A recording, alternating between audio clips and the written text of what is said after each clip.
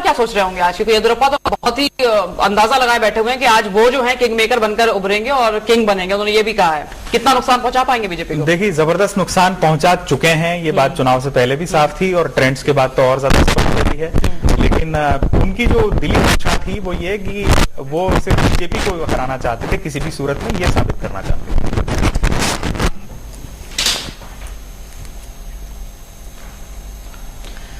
जैसे कि आशुतोष बताया थे कि येदियुरप्पा खासा नुकसान पहुंचा चुके हैं और उन्हें अपनी जीत से ज्यादा शायद बीजेपी के नुकसान का बहुत ज्यादा इंतजार होगा कि वो कितना और आगे नुकसान पहुंचा सकते हैं। फिलहाल आपको बता दें, जो आप अपने टीवी पर देख रहे हैं, कर्नाटक में कांग्रेस 10 पर आगे चल रही है और बीजेपी 5 पर है, जेडीएस जो है वो 2 पर है, केजेपी 4 पर है और अन्य 2 पर है। तो ये रुझान धीरे धीरे इस करके सामने आ रहे हैं। और शहजाद, आप कुछ कहना चाहेंगे? मैं तो यही कहना चाहूँ, कांग्रेस के लिए जिनके उपाध्यक्ष जो हैं राहुल गांधी वो गए थे, और जो अभी तक हुआ है उत्तर प्रदेश में, उसके बाद कितनी महत्वपूर्ण होगा उनके लिए ये जीत? नहीं, हर एक राज्य में जो जीत होती है वो पार्टी के लिए महत्वपूर्ण होती है। कोई ऐसा राज्य तो नहीं है कि जिसकी जीत आप नॉर्थ ईस्ट स्टेट्स भी ले लो, हम तो समझते हैं कि नॉर्थ ईस्ट स्टेट्स में भी अगर विक्ट्री हो तो it is a victory to celebrate. तो हर एक स्टेट में जब लोग आपको मैंडेट देते हैं, और खास इस मुद्दे पर, इस स्टेट में मुद्दा क्या था? इस स्टेट में भारतीय जनता पार्टी पूरे देश भर में यह प्रचार फैला रही है कि वो भ्रष्टाचार के लड़ने के खिलाफ ये एक लौते नुमाइंदे हैं और उनके अलावा कोई भ्रष्टाचार से लड़ नहीं सकता। अब बात आई है कर्नाटक में। भ्रष्टाचार वर्सेस भ्रष्टाचार है या भ्रष्टाचार है और उसके खिलाफ जो हो रहा है वो बिल्कुल नहीं। ये कर्नाटका के लोग ये सिद्ध कर देंगे कि भारतीय जनता पार्टी जो भ्रष्टाचार पे ये दुष्प्रचार फैला रही है पूरे देश भर में कि हम सबसे साफ है और हमने बहुत एक्शन, ये लोग कहते हैं येदियुरप्पा के खिलाफ एक्शन लिया। सिद्धरमैया कुछ बोल रहे हैं, उनको सुन लेते हैं पहले। And my confidence is always like that only, and it is on the ground reality. Sir, political analysts say that the verdict will not be absolutely for the Congress. Sir, how do you react to this? My assessment is Congress would get 120 plus, whatever may be the opinion of the political pundits. According to my assessment, on the basis of the ground reality, we will get clear majority. So there is no question of any possible permutation combinations happening? No question of. And are we talking to the next Chief Minister of Karnataka? That will be decided by High Command. How many times you are asking that question? It is left to the legislature party and the High Command. So if it is indeed left to the legislature party, you are confident that you will be the leader? Let us see. I am confident. Legislature party would certainly back me. There is speculation that there are at least 4 contenders. There are too many contenders right now, sir. So how are you going to manage? The question of management does not arise at all. See, it is left to legislature party and the High Command. Let us see what High Command takes the decision. Sir, Yediyurappa has told that he will be winning 50 to 60 seats, and in case if he wins that, he will be joining hands with Congress and he will be the next Chief Minister. So what is your take on that? It is his assessment. I don't know on what basis he has come to that figure. Sir, so you are saying within your own party you are getting 100, and your party alone would get 100 to 125 seats, 120 to 125 seats, but the battle not yet over for you certainly. Once again, you are asking the same question in a different words. Sir, in case if you had to align with the JDU, will they accept you JDU? as JDS? Will they accept you as the Chief That Minister? question does not arise at all. Such a situation will not arise. So one question that political analysts are asking is that why hasn't the Congress named its chief ministerial candidate during the election phase, pre-election phase? And there are many names which are now coming to the fore that could become. No strategy. Congress party believes in democracy. We will adopt the method of democratic manner, democratic way of selecting the candidate. So you have said that you are a strong chief ministerial candidate, you would probably make it. What do you think are your strengths? That is a hypothetical question again. Let us wait for some more time, 2-3 hours. Please wait. Mr. Siddharamaia, will there be any Modi factor? No Modi factor here in Karnataka. Then will there be any Rahul Gandhi factor? Rahul Gandhi factor is there. Why not Modi, sir, then? Modi is nothing to do with Karnataka. Nothing to do with Karnataka. See, he is a branded RSS man. People of Karnataka does not accept any branded RSS man here. But what Rahul Karnataka is a secular state. and what Rahul has to do with Karnataka then? What Rahul has to do with Karnataka? See, attracts youths and the UPA government has done so many programs, given so many programs. And he is the vice president of the Congress party. The people wanted Congress party to come back to power. So then you say Modi's magic didn't work in Karnataka? Yeah, what magic he has? There is no magic. No magic. तो सदर भैया को आप सुन रहे थे, जो कि दावेदार माने जाते हैं मुख्यमंत्री पद का अभी तक, और यही सवाल उनको शायद परेशान करता रहा जब उनसे बार बार पूछा जाता रहा। अजय कुमार जी कुछ कहना चाहेंगे इस पर? उन्होंने कहा कि कोई मोदी फैक्टर नहीं चलेगा, राहुल फैक्टर चलेगा यहाँ पर। नहीं, बिल्कुल ठीक कहा उन्होंने, लेकिन इसके साथ साथ देखिए कि जैसा शहजाद जी कह रहे हैं कि हर जीत खुशी लेके आती है, इन खुशी के साथ वो चुनौती भी लेके आती है। उन्होंने साफ तौर पे इंडिकेट कर दिया कि चलेगी तो हाई कमांड की, लेकिन लोकल लेजिस्लेटिव को आप इग्नोर नहीं कर सकते हैं। तो उन्होंने रिंग में छलांग लगा दी है कि मैं मुख्यमंत्री का दावेदार हूं। और यह ध्यान देने की बात है कि वो जेडीएस से इसी सवाल पर विरोध कर कांग्रेस से जुड़े हैं और कद्दावर नेता हैं और उनका श्रेय है इस जीत में, पहली बात। और जो दूसरी बात देखनी है भाजपा वर्सेस कांग्रेस के हिसाब से, और फिर मैं बार बार लोकसभा को बीच में ला रहा हूं, उसका कारण है कि कर्नाटक 28 सीट देती है और जो माहौल है इस वक्त देश में कि एक एक सीट 2014 में सरकार बनाने के लिए महत्वपूर्ण होगी, क्योंकि दोनों पार्टियों से एलाइज खिसक रहे हैं, किसी का भी कुनबा बढ़ नहीं रहा। तो 28 सीट पे निसंदेह उस पार्टी का डोमिनेंस होगा जो कि वहां सरकार बनाएगी। और इस एंगल से अगर आप देखें तो कांग्रेस में जो एक फैक्टर है कि राइट और रॉन्ग यू कैन डिबेट, कि एक लीडरशिप है जिसकी बात सुनी जाती है, मानी जाती है, हाई कमांड है, लेकिन भाजपा को जो परिणाम यहाँ पे जो कारण है उसकी हार का, वो है कि weak leadership at the centre. Party में कोई अनुशासन नहीं है, हर छत्र अपने आप में बहुत बड़ा हो चुका है, कोई पॉलिसी नहीं है जिसको उस पर कोई कंट्रोल नहीं है। तो उसका खामियाजा भाजपा को भुगतना पड़ रहा है। नहीं तो निस्संदेह बार बार भ्रष्टाचार के मुद्दे को कांग्रेस उठाती है, महंगाई के मुद्दे को आती है। अरे भाई, अगर इतना फेल्योर है यूपीए का, तो आप अब तक एक अल्टरनेटिव, एक विकल्प क्यों नहीं बन पाए? ये सवाल भाजपा को, यही बात शायद राम जेठमलानी ने कल एक बैठक में भी कही है बीजेपी के नेताओं को कि विकल्प क्यों नहीं बने। और आपको बता दें कि कर्नाटक विधानसभा चुनाव के नतीजे 2014 के आम चुनाव को किस तरह से प्रभावित कर सकते हैं, आइए डालते हैं इस पर एक नजर। कर्नाटक विधानसभा चुनाव के नतीजों से केंद्र की सियासत और 2014 के आम चुनावों पर क्या असर पड़ेगा, इस सवाल के जवाब के लिए इन चुनावों की संभावित नतीजों के राजनीतिक मायने तलाशे जा सकते हैं। पहली संभावना, कर्नाटक में कांग्रेस की वापसी। कर्नाटक बीजेपी में जबरदस्त बिखराव के बाद अगर कांग्रेस राज्य में वापसी करती है तो देश में बीते 2 सालों में बन रहे एंटी यूपीए माहौल को थोड़ा विराम जरूर मिलेगा और आम चुनावों के लिहाज से यूपीए के लिए बेहतर माहौल तैयार होगा। वैसे पार्टी खुद को मिले इस जन समर्थन का इस्तेमाल लोकसभा चुनाव को जल्द कराने के लिए भी कर सकती है, क्योंकि इसके बाद मध्य प्रदेश, छत्तीसगढ़, दिल्ली और राजस्थान में पार्टी का प्रदर्शन कमजोर रहने की संभावना है। हालांकि पार्टी का एक धड़ा चुनाव को वक्त पर यानी 2014 में ही कराने के पक्ष में है, ताकि बचे हुए वक्त में डायरेक्ट कैश ट्रांसफर का पूरा फायदा उठाया जा सके।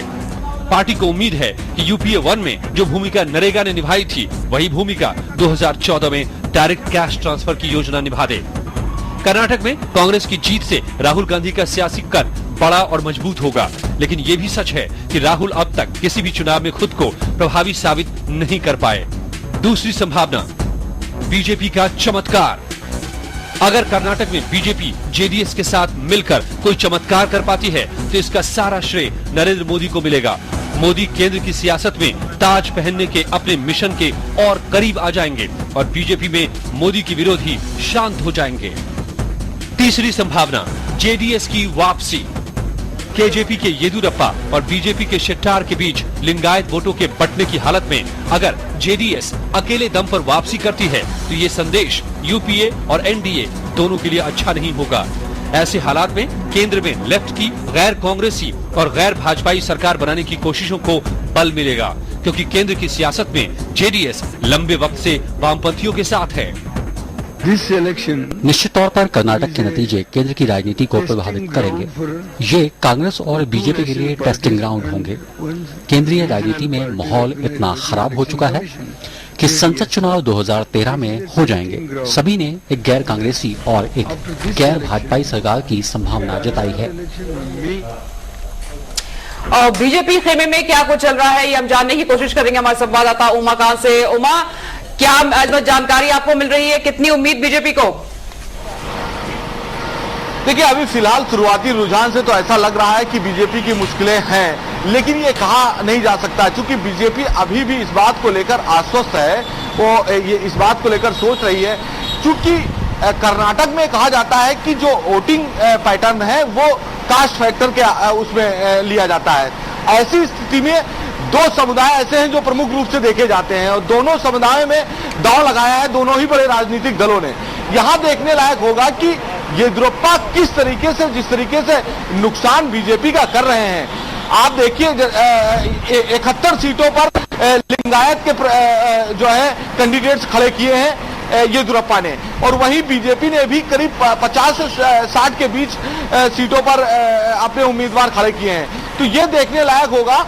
और जो वोकालिंगा है उस समुदाय को भी बीजेपी ने खींचने की कोशिश की है, लेकिन जो प्रमुख भूमिका निभाने वाले हैं वो अनुसूचित जाति, जनजाति और अन्य पिछड़ा वर्ग के वोटर्स हैं। उनकी भूमिका क्या रहेगी? अभी भी बीजेपी इस बात को लेकर आश्वस्त है कि क्या कुछ निकल कर आता है, क्योंकि उस जातीय आधार पर हमेशा वहां चुनाव परिणाम सामने आए हैं। तो ऐसी स्थिति में चूंकि शुरुआती रुझान जो है उनको मुश्किल में डाल सकते हैं, लेकिन ये अभी कहा नहीं जा सकता है। फिलहाल बीजेपी की तरफ से इस बारे में किसी भी नेता ने अभी तक कोई प्रतिक्रिया। उमा, वहां मोदी फैक्टर ज्यादा चलेगा या फिर येदियुरप्पा फैक्टर? देखिए, पूरी तौर पर येदियुरप्पा ने बीजेपी जो है वोटिंग परसेंटेज को नुकसान पहुंचाने की कोशिश की है। ऐसी स्थिति में कहा जा सकता है कि मोदी फैक्टर न रह के येदियुरप्पा फैक्टर जरूर सफल होगा, क्योंकि बीजेपी को जो नुकसान होगा वो येदियुरप्पा की वजह से ही होगा। और ये स्थिति धीरे धीरे लगभग सामने नजर आ रही है। पहले से ही ये इस बात को लेकर भारतीय जनता पार्टी के नेता इस बात को लेकर आश्वस्त थे कि आने वाले समय में जो चुनाव परिणाम आएंगे उसका नुकसान येदियुरप्पा की वजह से उन्हें झेलना पड़ेगा, और शायद ये नजर भी आ रहा है। जी उमा, बने रहिए आप हमारे साथ। और अभी जो रुझान सामने आ रहे हैं उस पर बता दें आपको कि बीजेपी 8 पर है, कांग्रेस 12, जेडीएस 4, केजेपी 3 और अन्य 2 पर है। आशुतोष, जो रुझान सामने आ रहे हैं, क्या तस्वीर काफी हद तक साफ होती हुई दिखाई दे रही है? बिल्कुल, तस्वीर काफी हद तक यहाँ पर स्पष्ट है और रुझान निश्चित रूप से यही बता रहे हैं कि कांग्रेस सिंगल लार्जेस्ट पार्टी आएगी।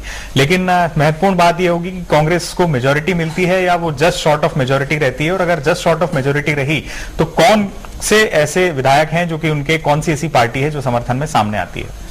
बिल्कुल, लगातार हमारे साथ वरिष्ठ पत्रकार भी मौजूद हैं, उनसे भी हम बातचीत कर रहे हैं, जानने की कोशिश कर रहे हैं इन रुझानों को देखकर वो क्या सोचते हैं, जो पिछले ट्रेंड रहे हैं, पैटर्न रहा है वो कैसा रहा है, किसके हक में कौन से वोट ज्यादातर जाते रहे हैं। अगर यहाँ पर अजय जी हम देखें, जो टिकट बंटवारा हुआ है, लिंगायत को 60 टिकट दिए हैं बीजेपी ने, वहीं पर जेडीएस ने 56 टिकट दिए हैं वोकालिंगा को, और वहीं अगर कांग्रेस की बात करें तो वो बैकवर्ड पर ज्यादा उन्होंने टिकट दिए, यानी तकरीबन शायद 48 टिकट जो हैं उन पर दिए हैं। ये बिल्कुल एक अलग चीज है वहां के हिसाब से, क्योंकि दो जो समुदाय हैं ये वाले, ये बहुत ही महत्वपूर्ण वहां पर माने जाते हैं।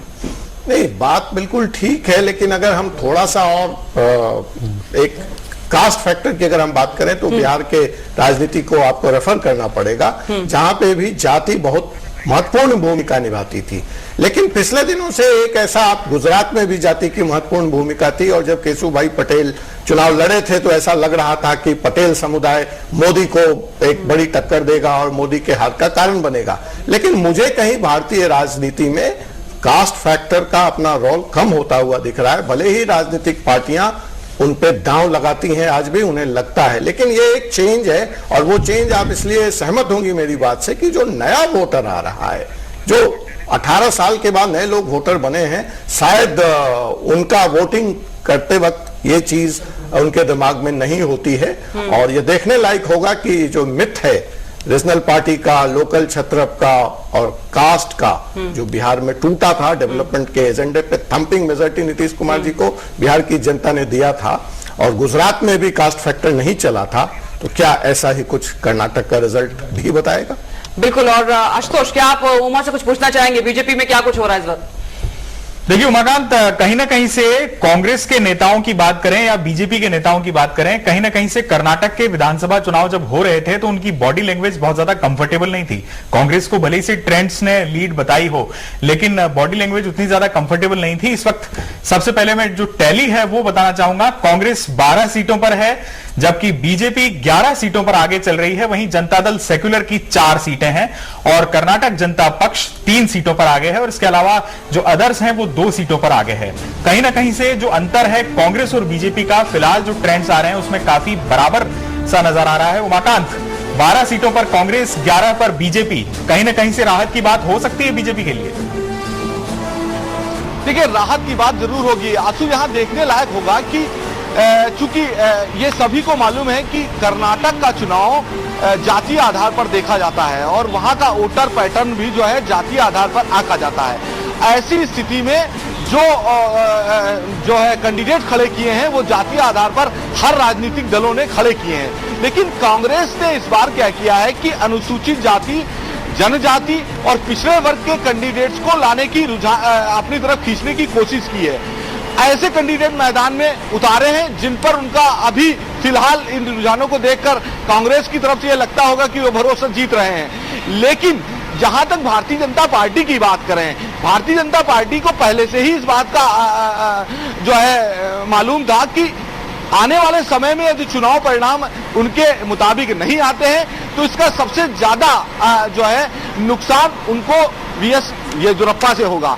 और ये सभी जानते हैं, चूंकि आपको याद होगा कि करीब 71 सीटों पर लिंगायत समुदाय के लोगों को खड़ा किया गया है। ऐसी स्थिति में और भारतीय जनता पार्टी में ने भी 60 लोगों को इस समुदाय से टिकट दिया है। तो अब देखने लायक ये स्थिति है कि भारतीय जनता पार्टी इस बात को लेकर आश्वस्त है, क्या जो वोटिंग परसेंटेज है उस लिहाज से, जिस लिहाज से शुरुआती रुझान आ रहे हैं या सर्वे की रिपोर्ट आ रही है, उनके मुताबिक आता है या नहीं आता है। जीत हार का फैसला वो समझ चुके हैं, लेकिन वोटिंग परसेंटेज को यहाँ देखने लायक होगा। बिल्कुल, वोटिंग परसेंटेज जो है बहुत महत्वपूर्ण बात कही है इस वक्त उमा ने कि वोटिंग परसेंटेज देखने वाली बात होगी। शहजाद, आप क्या कुछ कहना चाहेंगे कि कांग्रेस की तरफ से कि क्या कुछ हुआ है?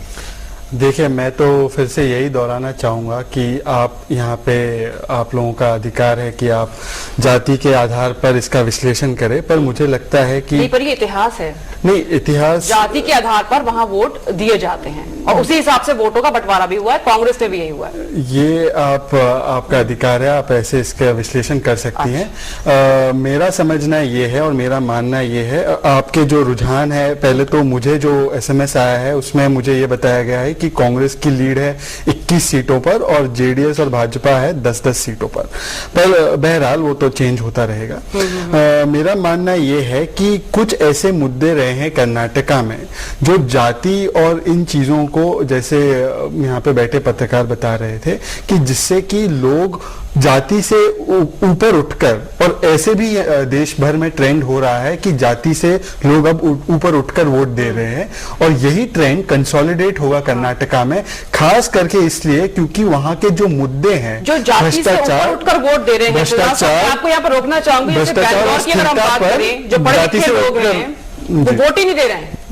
नहीं, वो उनका ये कहना है कि बैलेट पेपर पे राइट टू रिजेक्ट कहां पर है? आशुतोष, क्या बिल्कुल सही बात है? आप तो गए वहां पर। नहीं, निश्चित रूप से कर्नाटक का जो परसेंटेज, ओवरऑल परसेंटेज है, वो तो 70% वोटिंग है, लेकिन बेंगलोर में वो कम हुई, हालांकि पिछली बार भी कम हुई थी। तो कहीं ना कहीं से ऐसा लगता है कि जो बैंगलोर का और राज्य का जो करप्शन है, उन दोनों ने एक दूसरे को न्यूट्रलाइज कर। बैंगलोर में पिछली बार 45% था, इस बार 50% था। तो आप एक समय में ये तो एक्सपेक्ट नहीं कर सकते कि 45 से 90% हो जाएगा। इतनी अगर अर्बन सेंसिटिविटी आ जाती वोटिंग में। साउथ मुंबई में चीजें हुई, 26/11 हुआ, ये हुआ वो हुआ, वहां पे 42% वोटिंग थी। तो अर्बन एपैथी तो वोटिंग में है इंडिया में, ये आप जानते हो, ये एक सत्य है जिसके साथ आपको डील करना है। पर 5% वोट बढ़ना 45% पे परसेंटेज वाइज बहुत बड़ी बात है। और ये मैं इसीलिए कह रहा हूं कि युवा और वहां के लोग जाति से उठकर वोट करेंगे और कांग्रेस के लिए इसलिए वोट करेंगे क्योंकि वहां पर भ्रष्टाचार और राजनीतिक अस्थिरता, इन दो मुद्दों के कारण कर्नाटका की जो पूरी इकोनॉमी थी, कर्नाटका का जो पूरा इंडस्ट्रियल डेवलपमेंट था, ये पीछे, Karnataka has become a backward state, Karnataka has fallen of the trajectory of growth. तो इसको ठीक करने के लिए लोग लिंगायत, वोकलिगा, गौड़ा सब एक साथ मिलकर बीजेपी को बाहर निकाल फेंकेंगे, इसकी मुझे पूरी श्योरिटी है। और आप इसके थोड़ी देर रुकिए, इसके क्लियर हो जाएगा। बिल्कुल। और आपके जो एसएमएस आ रहे हैं उसमें हम बता दें कि शाह साहब के जो एसएमएस आ रहे हैं उसमें 21 पर कांग्रेस आगे चल रही है और 10 पर बीजेपी और जेडीएस। ये दिल की आवाज तो नहीं है कि जो एसएमएस आ रहे हैं कि 21 पर कांग्रेस आगे चल रही है? चलिए सर, मैं आपसे जानना चाहूंगी कि जो शहजाद साहब कह रहे हैं उस पर आप क्या कहना चाहेंगे? नहीं, देखिए, स्वाभाविक तौर पे पहली बात तो यह है कि जो वहां पर चुनाव के परिणाम आने की संभावना है और जो चुनाव के परिणाम की बात की जा रही थी वो कांग्रेस की योग्यता से नहीं थी, वो ये पहले ही दिन से था। वो सारा मामला ये था कि चूंकि येदियुरप्पा वहां से अलग हो गए हैं, येदियुरप्पा वो व्यक्ति हैं जो 1972 से जुड़े हुए हैं संघ और भारतीय जनता पार्टी से, तो यानी 40 बरस से एक आदमी का रिश्ता रहा है। और वो अगर अलग होता है तो भारतीय जनता पार्टी को बहुत सारी सीटों पर कैंडिडेट मिलने का टोटा हो जाता है।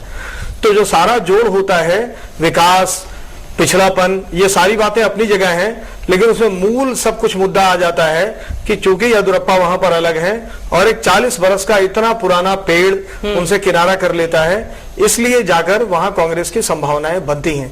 लेकिन आप वही देखें कि जब क्या किसी एक सिंगल लार्जेस्ट पार्टी बनकर कोई उभरी है, मतलब पूरी पार्टी को मिला है बहुमत, अगर हम कहें अभी तक की बात करें इस बार के लिए, तो वहां देखिए स्वाभाविक तौर पे कांग्रेस उभरेगी। लेकिन अभी देखिए, दो जैसे सर्वे हुए तो उसमें मुख्यमंत्री पद का अगर दावेदार की बात हुई तो कुमार स्वामी को नंबर 1 माना गया। जी ठीक, लेकिन पार्टी के तौर पे वहां कांग्रेस है। भारतीय जनता पार्टी की स्थिति स्वाभाविक तौर पे अच्छा नहीं है। सदानंद गौड़ा खुद मेरे 2 दिन पहले मैं उनको सुन रहा था तो बता रहे थे साहब हमको 80 सीटें के आसपास आ जाएंगे। एक आदर्श महानगर के रूप में विकसित करने और सिलिकॉन सिटी के रूप में जो है दुनिया में भारत के आईटी सेक्टर के परचम को लहराने का अवसर दे। राहुल जी भी वहां गए, प्रधानमंत्री भी वहां गए, सोनिया जी भी वहां गई, काफी सारे लोग वहां गए, तो कितना आउटपुट निकलने की उम्मीद करते हैं, क्योंकि बीजेपी का गढ़ माना जाता है वो? मुझे पूरा विश्वास है कि स्थिरता के लिए हमको कर्नाटक की जनता स्पष्ट बहुमत नहीं बल्कि अच्छा बहुमत देगी। चेंज आएगा वहां पर? चेंज तो आएगा ही, स्पष्ट और अच्छा बहुमत कांग्रेस को मिलेगा। तो हरीश रावत जी ने भी वही बात की सर कि जो राजनीतिक अस्थिरता है वहां पर वो काफी नुकसान देगी बीजेपी को। स्वाभाविक तौर पर वहां राजनीतिक अस्थिरता है और एक देखिए दोनों अजीब से विरोधाभास हैं। अभी जैसे हम बार बार यहाँ कह रहे हैं भ्रष्टाचार एक बड़ा सवाल है। अभी मैं 2 दिन से अपने कुछ मित्रों से बात कर रहा था वहां के और बाकी चीजें देख रहा था। भ्रष्टाचार स्वाभाविक तौर पे बाहर से देखने में बहुत बड़ा मुद्दा है, लेकिन स्थानीय स्तर पर वहां आज भी जाति बड़ा फैक्टर हो जाता है, क्योंकि अलग अलग सीटों पे अलग अलग मामले हैं। ओवरऑल अगर कहा जाए तो आप ये कह सकते हैं कि साहब 50,000 करोड़ से अधिक की लूट होती है, जिस लूट को भारतीय जनता पार्टी के सरकार वहां प्रश्रय देती है, लेकिन उसमें कांग्रेस के सांसद की पत्नी भी शामिल होती है। अगर उस सीट पे होगा, जब आएगा वो मिस्टर लाड उनकी वाइफ का जो मामला निकला था, तो वहां आएगा तो साहब उनके लिए करप्शन की बात कही जाएगी, कुमार स्वामी के लोगों के लिए कहा जाएगा। तो खनन, माइनिंग इस देश में और जो प्राकृतिक संसाधनों की लूट इस देश में, वो सियासी और समर्थ लोगों के लिए सबसे बड़ा जरिया है। चाहे वो गुजरात में कांग्रेस के मंत्री करें, चाहे वो कर्नाटक में भारतीय जनता पार्टी के लोग करें, कुमार स्वामी के लोग करें, उत्तर प्रदेश में बसपा के लोग करें। तो एक ऐसा सवाल है कि जहां आप प्रतिपक्ष में हैं वहां आप सत्ताधारी पार्टी को कह सकते हैं, लेकिन जो खनिज संसाधनों की लूट है उसमें सारे के सारे लगभग एक जैसे हो जाते हैं, क्योंकि वहां से मोटा पैसा आता है और उस मोटे पैसे में सारे बड़े दल कहीं न कहीं से साझेदार होते हैं। बिल्कुल बिल्कुल, तो ये चर्चा जारी रहेगी। यहाँ पर हम एक छोटा सा ब्रेक ले रहे हैं, आपको लगातार हम दिखा रहे हैं रुझान जो सामने आ रहे हैं, थोड़ी देर के बाद तस्वीर साफ हो जाएगी।